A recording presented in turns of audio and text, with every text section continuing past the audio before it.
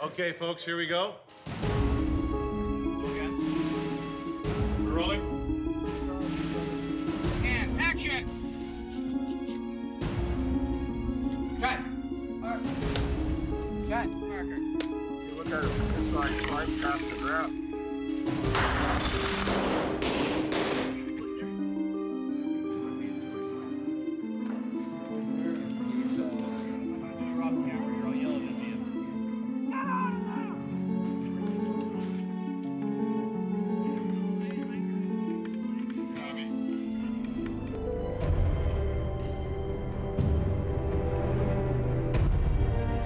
This movie is about a cataclysmic terraforming event that's being triggered by Stonehenge. Stonehenge Apacalypse is exploring the idea of one of the great mysteries of this planet, Stonehenge, and how perhaps it had a role in creating life on this planet, and perhaps it has a role in destroying life on this planet.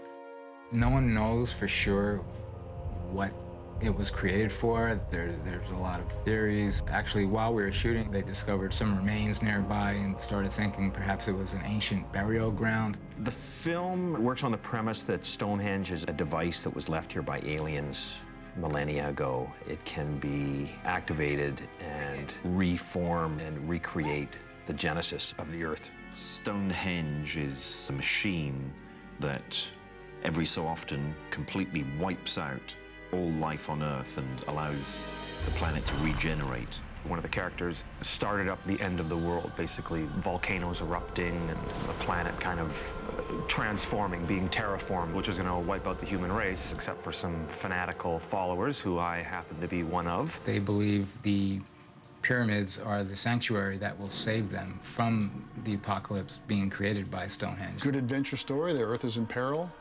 You got a cult leader leading his followers to repopulate the Earth. And of course, there's a hero who's trying to prevent all this.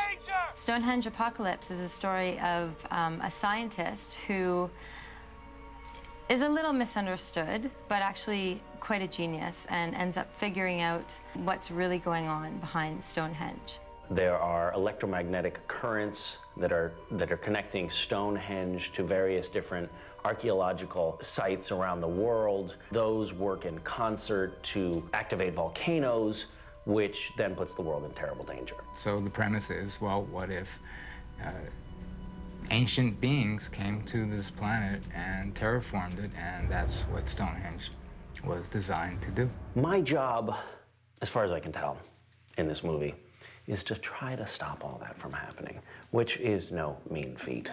The inspiration for Stonehenge Apacalypse comes from the mystery surrounding the actual monument itself. When I first read the script, my first thought was, are you kidding me? Which actually was, now I think about it, that was perfect for my character, because that is his experience. All right, let's not get ahead of ourselves. We have a lot of data to analyze before we can even consider whether this is connected. You don't think a simultaneous volcanic eruption is connected? We need to know what is going on right here beneath our feet, not 5,000 miles away. When I first got the script for Stonehenge, I thought, well, this is impossible to make. It can't be done. There's too many pyramids, too many volcanoes, and too many earthquakes to be done in one movie. Well, I'm from Britain originally, so I love the idea about exploring Stonehenge. There's so much mystery around it, and still to this day, people take part in all sorts of druid activities and rituals. And we live in such a time where science and technology is everything, and we have the answers to everything, and I love it when something very simple confounds us. I thought it was a really entertaining story, and I thought that there were a lot of fun characters in it. I thought that if it's done right, it could be a really cool film. I think that we're doing it the right way, and only time will tell. You know, we'll see when we see the final product, and I'm excited. I think the script is solid. I think the actors are great, and so hopefully we're going to end up with a great film. When I first read the script, it was basically green lit. It was just a matter of the I's being dotted and the T's being crossed on contracts. That was a process that actually did take some time, and the film was delayed. It seemed like the movie was never going to get underway, actually. When we finally did get the movie ready to go, it certainly took on a life of its own. You work out with all the key people that come on board the film, and you work out how you're going to take what's on the page and put it on the screen. It's always a really interesting and usually fun and exhilarating process. When I first read the script, obviously the first thing that came to my mind is, hey, do we get to build Stonehenge?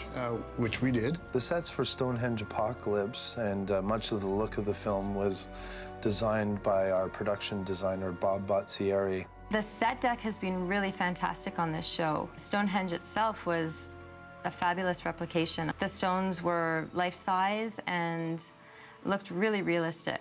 That's good. It was really actually a great surprise once we got the rocks up in this field that we chose to work in. It looked terrific and was very, very believable. We built about 60% of Stonehenge, and it's an actual replication of the real monument itself. The other 40% was filled in with computer-generated stones. But that was a lot of fun having 60% of Stonehenge to shoot on. It was very accurate. It looked exactly like the real thing. We were very meticulous when we were building the set and standing up our fake stones. We had photographs of the monument itself, and we were very careful that the stones were placed exactly like the real monument. And we walked around with the photographs on set and made sure everything was where it should be. So it's very true to the real monument. In this scene, the mechanism that controls Stonehenge is gradually rotating. So this process is to imitate the stone rolling around the Salisbury Circle. The first stones were put in place around 2500 BC. Local folklore says the stones were carried bodily on the orders of the wizard Merlin, but in fact no one is exactly sure how the stones were moved or how they came to be located at this site. Stonehenge was more than a temple. It was an astronomical calculator. Who built it remains a mystery, but clearly they had astronomical knowledge of the sun's path.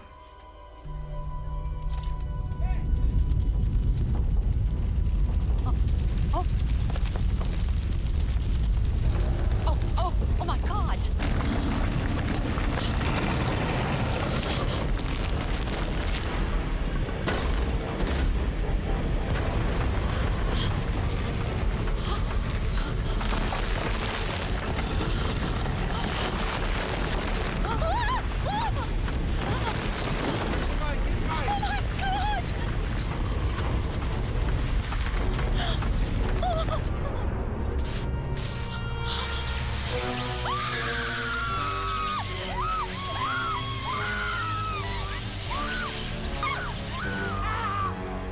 The interesting thing about Stonehenge is the stones actually do line up with stars. It actually is an astronomical calculator. And this is going back from thousands of years, so whoever built it clearly had astronomical knowledge.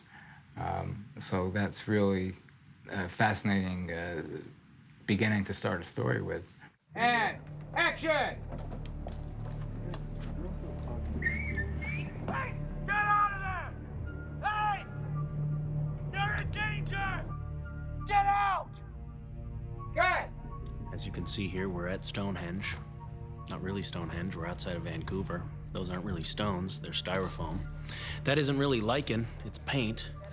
And those aren't really elves, they're workers, crew members on the show. I think I'm spoiling a little bit of the magic of the movies here, but there you have it. I think the underlying message of this movie is that we need to stay open to ideas. Everyone has their own beliefs. There's the scientific belief, there's the belief of possibly the paranormal, and then there's, you know, the religious beliefs. Everyone's got their own beliefs, and nobody wants to believe anybody else's beliefs. And it is about that, about having respect for the unknown, being open, not being rigid in your belief system, and being open to possibilities. And life is much more interesting when you are open to possibilities. There's a lot of talk these days about 2012 and, you know, some of these Mayan and other civilizations having the belief that the world's gonna end. I don't know if I believe that so much, but I certainly have much interest in the paranormal and the unexplained. So I think this film is timely and really has its finger on the pulse of what's maybe going to happen.